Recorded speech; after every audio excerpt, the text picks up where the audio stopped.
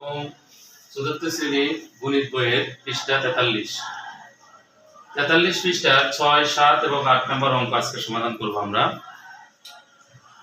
তুমি পড়ো তো বাবা। 6 নম্বর অঙ্কে কি লেখা আছে? তোমার কাছে 100টি 100 টাকার নোট রয়েছে। তোমার কাছে মোট কত টাকা রয়েছে? বসো, সিট ডাউন প্লিজ। দেখো এখানে লেখা আছে তোমার কাছে 100টি 100 টাকার নোট রয়েছে। তোমার কাছে মোট কত টাকা রয়েছে, তাই না? আচ্ছা, আমাদের এখানে কত টাকার নোট আছে?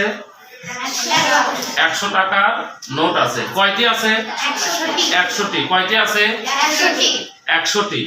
তাহলে আমরা একটি নোটের পরিমাণ আগে বের করব। আমরা কয়টি নোটের পরিমাণ বের করব?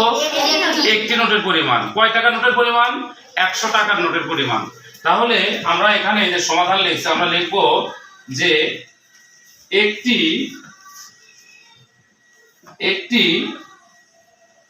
100 টাকার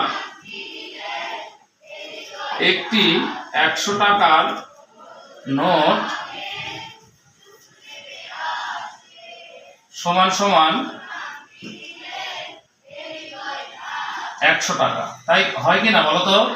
একটি 100 টাকার নোট সমান সমান কত হয়? 100 টাকা। যেহেতু এখানে এখন দিব যে অতএব 100টি 100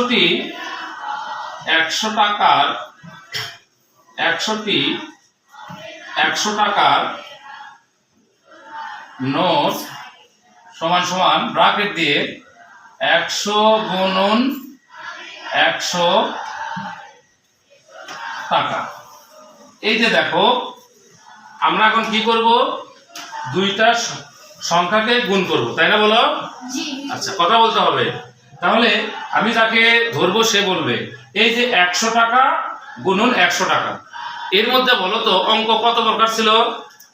2 প্রকার। অঙ্ক কয় প্রকার ছিল? 2 প্রকার। একটা সাহায্যকারী অঙ্ক, একটা সার্থক অঙ্ক।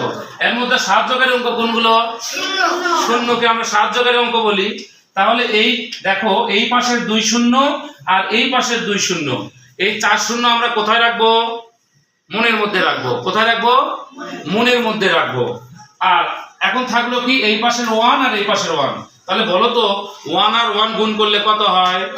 1 1 1 1 তাহলে এই যে 1 গুণন 1 মানে 1 1 1। আর মনের মধ্যে কয়টা শূন্য আছে?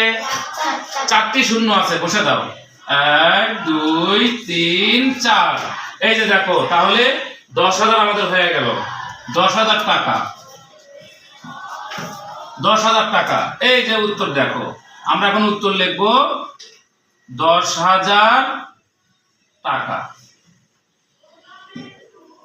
কি সহজ হলো না বলো তো? কি বুঝতে পেরেছো সবাই? আচ্ছা, ঠিক আছে, এটা তুলে নাও।